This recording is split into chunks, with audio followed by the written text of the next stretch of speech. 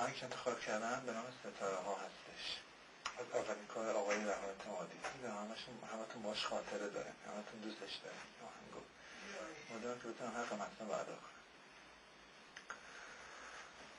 رو به این حصار تردید و سکوت، رو به این دوراهی همیشگی، سرنوشتم بگو دستای کی بود، به کدوم سمت مسیر زندگی. رو به این آینه قدی تو اتاق، کنار ساز و ترانه میشینم. همه گفتن زندگیت هدر میره، زندگیم همینه و من همینم. تازه دارم به خودم خو میکنم، عاشقانه به شما رو میکنم.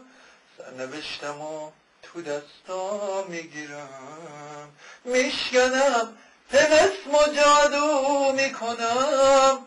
تازه دارم به خودم خو میکنم.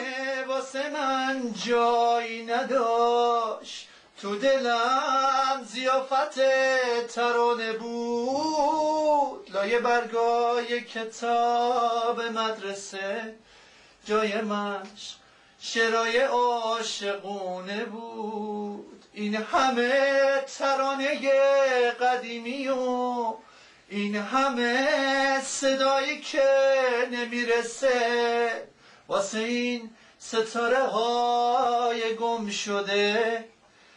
دل هر ترانه ای دل واپسه، روبروم آینده نور و صداست.